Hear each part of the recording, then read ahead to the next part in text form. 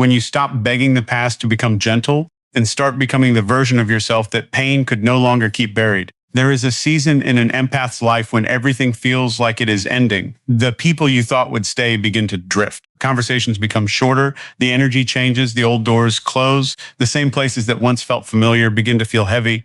And suddenly, the version of you that used to over-explain, over-forgive, and over-feel everything starts getting tired. Not tired like sleep can fix, tired in the soul, tired of carrying people who never asked who was carrying you, tired of being the listener, the healer, the safe place, the understanding one, the soft landing for everyone else's chaos. Tired of being called strong when you were really just alone with too much for too long. And in that season, you may think life is punishing you. But what if it is not punishment? What if it is preparation? What if everything falling away is not proof that you are losing your life? Proof that the life built around your self-abandonment can no longer hold the person you are becoming. That is where the comeback begins. Not when the world sees you, not when they apologize, not when the people who hurt you finally understand, not when your life looks perfect from the outside. The comeback begins in the private moment when you finally whisper, I cannot keep betraying myself just to be loved by people who only loved the version of me that had no boundaries. That sentence changes everything. Because for a long time, the empath's love was open access. You gave people your patience, your forgiveness, your emotional intelligence, your late night listening, your quick replies, your soft heart, your second chances, your ability to understand their wounds better than they understood your pain. And because you could feel what others were carrying, you thought it was your job to carry it too. But that was the wound. Your empathy was never the problem. The lack of protection around it was. There is an empath lying awake at night, staring at the ceiling, replaying someone's words. They are not trying to be dramatic. They are trying to understand why someone who claimed to care kept doing the very thing they knew would hurt. The phone is silent. The room is quiet, but their mind is loud. Maybe I said too much. Maybe I expected too much. Maybe I should have explained it better. Maybe I should have been more patient. Maybe I'm too sensitive. That is what repeated hurt does to an empath. It makes them question their own reality before they question the pattern that keeps damaging them. But then one day, something inside you stops, not your heart, your self-betrayal. You start realizing some people did understand your pain. They simply benefited from you doubting it. Some people did hear you. They simply did not want to change what gave them access to you. Some people did know they were hurting you. They just trusted your softness more than they respected your boundary. And when an empath sees that clearly, the old spell breaks. The first sign of your comeback is that you stop chasing clarity from people who kept giving you confusion. You stop writing paragraphs to explain pain that has already been explained. You stop asking someone to protect a wound they keep reopening. You stop treating every apology like transformation. You stop letting one soft moment erase an entire pattern. You stop confusing potential with proof. And that is when your energy starts returning, slowly at first. Then powerfully, there is a moment when the empath looks at the phone and chooses not to answer. The message may say, I miss you. It may say, you changed. It may say, I need you. It may say just enough to pull on the old wound. The old version would have replied. The old version would have softened. The old version would have remembered the good and forgotten the whole story. But this version pauses. This version breathes. This version remembers the cost. This version places the phone down, not because there is no love left, because there is finally self-respect standing beside the love that is comeback energy, quaint, private, unshakable. The world may not clap for that moment, but your soul does. Your nervous system does. The younger version of you inside, the one who waited for someone to finally protect you, feels that moment like a rescue, because maybe the person you were waiting for was not someone else. Maybe it was you. Maybe your comeback begins the moment you stop leaving yourself every time someone else needs comfort. Maybe your power begins the moment you stop making your peace negotiable. Maybe the strongest version of you is born when you finally understand that love is not supposed to require your disappearance. For years, you may have been the one who made everything easier for everyone else. You read the room, you carried the mood, you softened the truth, you apologized first, you forgave fast, you listened deeply, you saw the pain behind bad behavior, you gave people the benefit of the doubt until you lost the benefit of your own peace. And people praised you for it. You are so understanding, you are so kind, you are so strong, you always know what to say. But nobody asked why you became so good at understanding pain. Nobody asked why you could hold everyone but struggled to be held. Nobody asked why you were always available, even when your own heart was exhausted. That is the hidden grief of the empath. You were loved for what you gave, but not always protected for who you were. And now your comeback is going to change that. Because the empath entering their biggest comeback no longer gives full access to people who only love their usefulness. They no longer confuse being needed with being valued. They no longer confuse emotional intensity with emotional safety. They no longer confuse being chosen with being cherished. They no longer confuse staying with strength. Sometimes strength is leaving quietly. Sometimes strength is not replying. Sometimes strength is saying, I understand your pain, but I will not let it keep wounding me. Sometimes strength is choosing peace, even when loneliness tries to pull you back to familiar chaos. There is an empath sitting alone in a quiet room. No one is calling. No one is demanding. No one is asking them to fix, absorb, explain, forgive, rescue, or regulate anything. At first, the silence feels uncomfortable. They are used to being needed.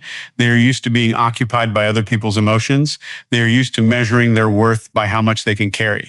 But then the silence changes. It stops feeling like emptiness. It starts feeling like space to breathe, space to think, space to hear themselves again, space to remember that they are a person, not an emotional shelter. And in that space, the empath begins returning. That is the second sign of your comeback. You return to yourself. You start asking questions you ignored for years. What do I need? What drains me? Who makes me feel peaceful? Who makes my body tense? Where do I keep shrinking? Where do I keep giving from fear instead of love? What version of me keeps answering the old door? These questions may hurt, but they heal because you cannot protect a life you are not honest about. And honesty is where the comeback becomes real. You begin to see that some relationships only survived because you kept abandoning yourself. Some friendships only lasted because you always reached first. Some connections only felt close because you were the one carrying the emotional weight. Some people only called you loving because your boundaries were weak enough to serve them. That realization is painful, but it is also freedom because once you see the pattern, you can stop feeding it. There's a woman looking through old messages. She sees how many times she explained, how many times she softened, how many times she said, it's okay, when it was not okay. How many times she accepted less than what her soul knew was safe. And for the first time, she does not hate herself for it. She whispers, I was trying to survive with the tools I had. That is healing. You do not become powerful by shaming the version of yourself that stayed too long. You become powerful by understanding why that version existed, then refusing to let that wound choose your future. Maybe you stayed because abandonment felt unbearable. Maybe you forgave because you wanted to be good. Maybe you overgave because being needed felt like being loved. Maybe you ignored the signs because hope was the only thing keeping your heart alive. But now you know hope without evidence becomes a cage. Forgiveness without boundaries becomes permission. Love without self-respect becomes self-erasure. Empathy without protection becomes exhaustion. And your comeback begins when you stop romanticizing the things that kept you wounded. That person was not mysterious. They were inconsistent. That connection was not deep. It was addictive. That apology was not repair. It was a reset button. That friendship was not mutual. It's emotional labor. That silence was not peace. It was your truth being swallowed. Once the empath sees this, they cannot go back to sleep. And yes, that awakening can feel lonely because clarity removes illusions. It removes the old story. It removes the fantasy. It removes the belief that if you just love harder, explain better, stay calmer, forgive faster, or become easier, people will finally treat you with care. But the truth is, the right people do not need you to disappear in order to love you. The right people do not punish your boundaries. The right people do not make your needs feel like a burden. The right people do not only show up when your energy benefits them. The right people do not drain your light and then call you cold when you protect it. That is why your comeback will require distance from certain people. Not because you hate them, because you finally love yourself enough to stop standing where you are being emptied. There is an empath walking alone in the evening. The sky is quiet. The world feels far away. The old life is behind them, but the new life has not fully opened yet. For a moment, grief rises. They miss the familiar. They miss the old hope. They miss the version of people they thought were real. They miss who they were before the hurt changed them. But then they notice something else. Their body is not bracing. Their mind is not decoding anyone's mood. Their peace is not waiting for a message. Their worth is not being measured by someone else's response. They are just walking, breathing, existing. And for the first time in a long time, their energy belongs to them. That is the third sign of your comeback. Your energy comes home. You become more careful with what you consume, who you answer, where you go, what you tolerate, and how much of yourself you reveal. You stop treating your nervous system like a public place. You stop letting every sad story become your responsibility.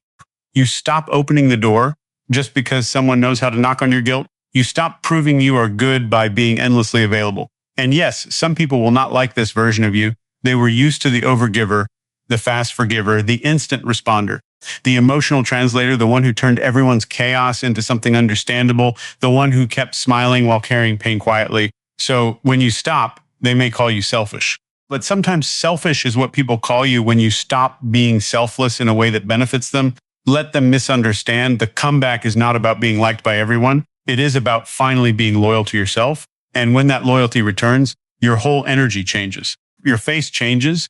Your silence changes. Your standards change. Your presence changes. You no longer walk into rooms begging to be accepted. You enter with the quiet knowing that your peace is not for sale. You no longer chase people who give you confusion. You no longer audition for love from those who only offer emotional crumbs. You no longer explain your worth to anyone committed to treating you like an option. This is when people start feeling the difference. They can feel the old access is gone. They can feel guilt does not open the same door. They can feel your softness has protection now. And the right people will respect that. The wrong people will resent it. Let that reveal the truth. Your biggest comeback is not becoming someone else. It is becoming the version of you that existed before pain trained you to shrink, peaceful but not passive, soft but not unprotected, loving but not desperate, forgiving but not forgetful, understanding but not available for manipulation, quiet but not weak, alone sometimes but no longer empty. There is a difference between isolation and sacred solitude. Isolation says, no one loves me. Sacred solitude says, I am learning to love myself without noise. Isolation feels like punishment. Sacred solitude feels like protection. Isolation makes you shrink. Sacred solitude helps you return. And sometimes the empath must enter sacred solitude before their biggest comeback can fully begin. Because the new life cannot fit inside the old chaos. The new love cannot enter while you keep answering the old wound. The new peace cannot stay while you keep feeding the old pattern. The new version of you cannot rise while you keep kneeling before people who only knew how to use your light. That is why things may have fallen apart. Not because your life is over. Because the version of your life built on self-abandonment is losing power. Your comeback begins when you stop running back to what your own body has been trying to free you from. You may still feel grief. That is normal. You may still miss them. That is human. You may still remember the good moments. That does not mean the pattern was safe. You may still want love. That does not mean you should accept emotional starvation. You may still feel lonely. That does not mean you made the wrong choice. Healing is not the absence of pain. Healing is the moment pain no longer gets to choose your direction. That is the fourth sign of your comeback. You can hurt and still choose yourself. You can cry and still not go back. You can miss someone and still keep the door closed. You can forgive and still protect your peace. You can love deeply and still say, not like this. That is emotional maturity. There is an empath sitting on the edge of the bed crying quietly, not because they want the old life back, because they are releasing the hope that kept them attached to what kept hurting them. They cry for the years they over-explained, the chances they gave, the signs they ignored, the younger self who thought love had to be earned through patience, pain, and endless understanding.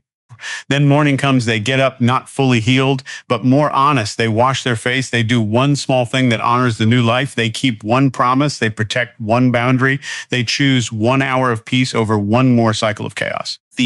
And that is how a comeback is built. Not in one dramatic moment, but in quiet decisions that prove you are no longer available for your old destruction. The empath's comeback becomes practical. They stop giving their best hours to overthinking. They stop giving their best energy to people who do not choose them. They stop giving their future to the past. They start building, quickly, seriously, with a different fire. Not the fire of revenge, the fire of return. They return to their work, their purpose, their health, their creativity, their faith, their body, their discipline, their dreams, their own life. And suddenly the energy they used to spend surviving emotional chaos becomes fuel for transformation. The same sensitivity that once made them overwhelmed becomes intuition. The same pain that once broke them becomes wisdom. The same loneliness that once scared them becomes focus. The same betrayal that once made them doubt themselves becomes discernment. The same softness that once got used becomes sacred strength. Nothing was wasted if it wakes you up, but you must use it. Do not let pain become your identity. Let it become your initiation. Do not let betrayal make you bitter. Let it make you precise. Do not let disappointment make you cold. Let it make you honest.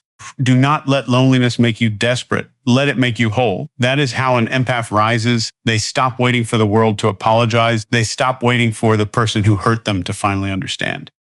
They stop waiting for closure from someone who benefited from confusion. They stop waiting to feel ready. They begin with the broken pieces, with the tired heart, with the quiet strength, with the lesson, with the scar, with the truth. And slowly, Life starts responding to the version of them that no longer negotiates with self-betrayal. The doors change, the people change, the energy changes, not overnight, but deeply, because when an empath stops leaking energy into old wounds, their light starts gathering again.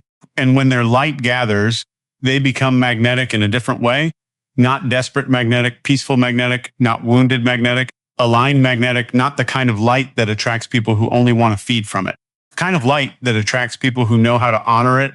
That is the fifth sign of your comeback. You stop attracting only lessons. You begin attracting alignment. But before alignment arrives, you must stop entertaining what is obviously not aligned. You must stop calling inconsistency complicated. You must stop calling disrespect stress. You must stop calling emotional unavailability depth. You must stop calling being used being needed.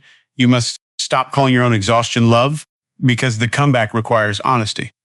Brutal honesty, soft honesty, sacred honesty, the kind that says, I cannot keep choosing what keeps shrinking me. The kind that says, I cannot keep letting my empathy be used as a doorway into self-abandonment. The kind that says, I cannot keep making excuses for people who are comfortable with my pain. The kind that says, I cannot keep pretending I am fine in places where my body is begging me to leave. That honesty is not the end of love. It is the beginning of real love. Because real love cannot be built on you disappearing. Real peace cannot be built on you swallowing truth. Real connection cannot be built on one person overgiving while the other only receives. Real healing cannot be built on returning to the same wound and calling it loyalty. The empath's biggest comeback is when they finally stop being loyal to what hurts them and become loyal to what heals them. There is a final version of the empath waiting beyond this season. They do not look untouched by pain. They look refined by it. They do not look like someone who never broke. They look like someone who broke open and found themselves inside the pieces. They do not beg to be understood. They understand themselves. They do not chase love. They become love with boundaries. They do not fear silence. They use it to hear truth. They do not collect people. They choose souls. They do not carry everyone. They carry themselves with dignity. And that is why the comeback is so powerful, because the empath is not returning to the world as the same person who was hurt. They are returning as the person who finally learned what the hurt was trying to teach. Empath is about to enter the biggest comeback of their life. Your comeback begins when you stop seeing your pain as proof that you were broken and start seeing it as the place where your power was waiting to be reclaimed.